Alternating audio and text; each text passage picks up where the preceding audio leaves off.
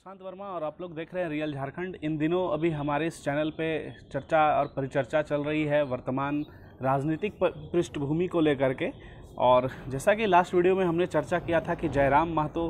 की गिरफ्तारी हो गई है या पुलिस गिरफ्तार करने के लिए पहुंच चुके हैं। तो दोस्तों आज की इस वीडियो में हम लोग कुछ चर्चा कर रहे हैं और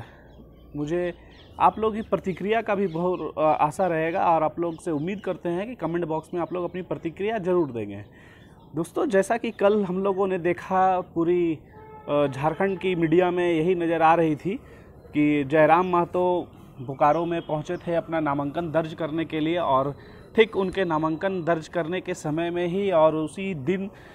झारखंड पुलिस पहुंच जाती है उनको गिरफ्तार करने के लिए किसी एक मुकदमे के सिलसिले में जिन पर एफआईआर हो रखा था। और जयराम महतो बार बार इस बात का आरोप लगा रहे थे कि हमें पूर्व की सूचना नहीं दी, 41A का नोटिस हमें नहीं दिया गया। 41A का नोटिस होता है कि अगर आपके ऊपर में कोई एफआईआर हो रखा है तो आपको थाने के तरफ से एक नोटिस दिया जाएगा जिसमें आप उस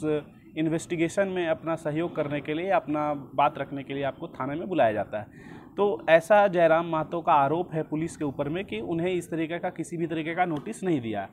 लेकिन वहीं दूसरी ओर जयराम महतो ने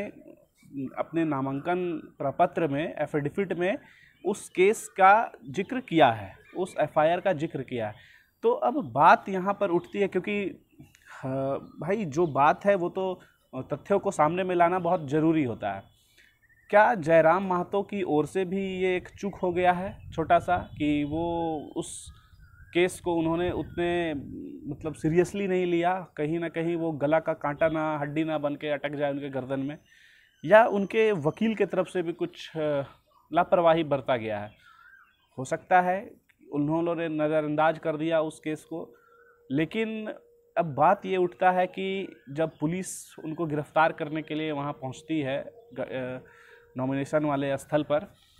तो काफ़ी भारी संख्या में वहाँ पर उनके समर्थकों की भीड़ लगी रहती है। और जब पुलिस गिरफ्तारी वारंट लेकर के आई है, गिरफ्तार करने के लिए आई है, तो फिर पुलिस ने उन्हें सभा करने के लिए किस तरीके से भाई वहाँ पर उनको परमिशन दे दिया। और ऐसा माना जा रहा है और ऐसी कई चर्चाएं भी चल रही है कि सभा देने के बाद जयराम महतो वहाँ से चकमा दे के गायब हो गए। अब क्योंकि पुलिस ने भी अभी तक या झारखंड में अभी तक किसी भी तरीके का इस तरीके का आधिकारिक सूचना नहीं दिया है पुलिस ने, और उम्मीद करते हैं कि जल्द ही पुलिस को क्लियरिफाई कर देना चाहिए कि हाँ घटना परिघटना क्या है। लेकिन वो सब बात अलग है। अब मुद्दे की बात ये है कि क्या जयराम महतो अगर वाकई में मतलब ट्रेसलेस हो गए हैं, अगर भाग गए हैं, सीधे शब्दों में कहेंगे कि अगर पुलिस को चकमा दे के भाग गए हैं, तो क्या ये कितना हद तक उनके लिए बेनिफिशियल साबित हो सकता है, या अगर वो गिरफ्तारी दे दिए होते तो गिरफ्तारी दे देना उनके लिए कितना बेनिफिशियल साबित होता है। जी हाँ, मेरे पॉइंट ऑफ व्यू से कहीं ना कहीं जयराम महतो अगर इस तरीके का प्लान बना रखे थे कि अगर पुलिस आएगी तो हम चकमा दे के भाग जाएंगे, तो कहीं ना कहीं उन्होंने अपने पैरों में कुल्हाड़ी मार ली है, पहली वाली बात। अब रह गई दूसरी बात कि अगर वो गिरफ्तारी दे दिए होते तो कहीं ना कहीं उनको एक मजबूती ज़्यादा मिल जाता, सिंपैथिक वोट उनको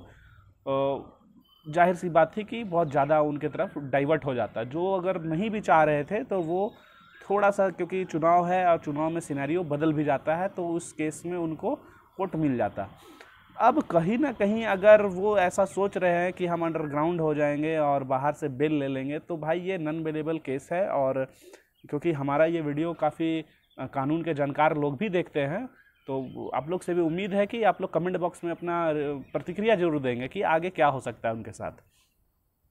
अब रह गई बात कि अगर आप अंडरग्राउंड हो जाते हैं तो बगैर बेल लिए आप भाई चुनाव प्रचार करना आपके लिए संभव नहीं है।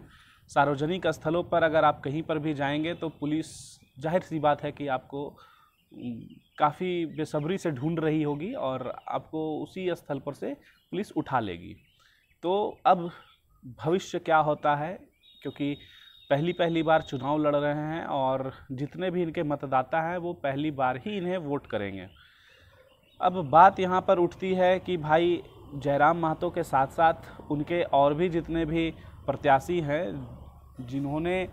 उनके चुनाव प्रचार या इसके स्टार प्रचारक के दम पर चुनाव लड़ रहे थे, अब उनके चुनाव का क्या होगा। अब सवाल उठता है कि संजय मेहता जो कि हजारीबाग से प्रत्याशी हैं, उनके चुनावी सभा का क्या होगा। देवेंद्र नाथ महतो जो रांची लोकसभा से लड़ रहे हैं, उनके चुनाव सभा का क्या होगा। तो बहुत सारी बातें हैं जो इनसे जुड़ी हुई है, लेकिन अब सबसे बड़ी बात यह है कि क्या जयराम महतो को सभा स्थल से भाग जाना या अंडरग्राउंड हो जाना उनके लिए बेनिफिशियल साबित होता है। तो वहीं दूसरी ओर प्रशासनिक चूक पर भी ये सवाल उठ रहा है कि भाई जब डीएसपी रैंक के पदाधिकारी उनको वहाँ पर अरेस्ट करने के लिए पहुँचते हैं तो फिर उनके आग्रह पर उनको सभा करने का किस तरीके से परमिशन दे दिया गया और पुलिस ने उन्हें अपने गिरफ्त में लेकर के क्यों नहीं वहाँ से निकल पाई। तो बहुत सारा ये पेचीदा सवाल है और उम्मीद करते हैं कि आप लोग, बहुत सारे लोग जानकार व्यक्ति हैं, कानून के जानकार हैं, तो आप लोग अपनी प्रतिक्रिया ज़रूर देंगे। और साथ ही साथ युवाओं से भी हमारा आशा रहेगा, अपेक्षा रहेगा कि आप लोग इस घटनाक्रम को किस तरीके से लेते हैं और कहीं ना कहीं ऐसा ना हो जाए कि जयराम महतो भी कुछ ऐसा गलती ना कर बैठे कि उन्हें इस चुनावी मैदान में कुछ बहुत बड़ा कीमत चुकाना पड़ जाए। बाद बाकी आप लोग की क्या प्रतिक्रिया है, आप लोगों का क्या विचार है, आप लोगों का कमेंट का मुझे इंतज़ार रहेगा। तब तक के लिए जय हिंद, वंदे मातरम।